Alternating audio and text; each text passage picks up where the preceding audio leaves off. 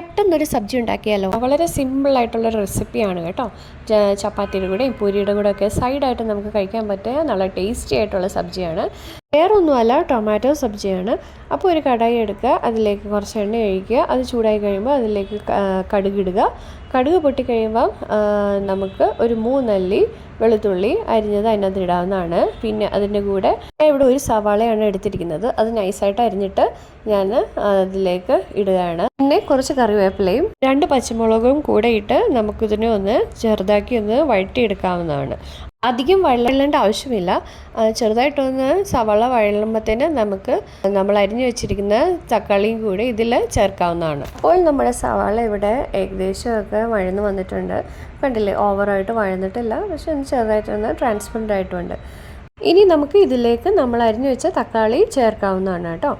തക്കാളിയും സവാളയും എല്ലാം കൂടെ ഒന്ന് നന്നായിട്ട് മിക്സാക്കി എടുക്കുക. മിക്സാക്കി എടുത്തിട്ട് തക്കാളി നമുക്കൊന്ന് വേവുന്നിടം വരെ ഒന്ന് വെയിറ്റ് ചെയ്യണം. ഇതിൽ ഞാനൊരു തരി പോലും വെള്ളം ചേർക്കാതാണ് ഇതിനെ വേവിക്കുന്നത്. കാരണം തക്കാളിയിൽ നിന്ന് ഓൾറെഡി വെള്ളം ഇറങ്ങിക്കോളുമല്ലോ. പിന്നെ ഞാൻ കുറച്ച് ഒരു നുള്ള് അല്ലെ ഒരു 1/4 ടീസ്പൂൺ എന്ന് പറയാം, അത്രയും ഒരു മഞ്ഞൾപ്പൊടി ഞാൻ ഇടുന്നുണ്ട്. അത് തീർത്തും ഓപ്ഷനിലാണ്. അപ്പോൾ ഇനി നമുക്ക് കുറച്ച് മഞ്ഞൾപ്പൊടിയും കൂടെ ചേർത്തിട്ട് ഇത് നമുക്ക് അടച്ചു വെച്ച് വേവിക്കാവുന്നതാണ്.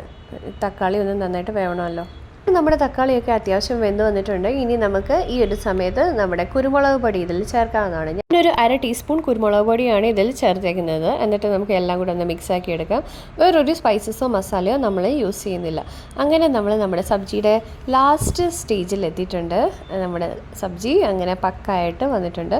അപ്പോൾ ഗ്യാസ് ഓഫ് ചെയ്യുന്നതിന് മുമ്പ് ഞാനൊരു 1/2 ടീസ്പൂൺ പഞ്ചസാരയും കൂടി ഇതിൽ ആഡ് ചെയ്യുവാണ്. അത് നമ്മുടെ സീക്രട്ട് ഇൻഗ്രീഡിയൻ്റ് ആണ് കേട്ടോ.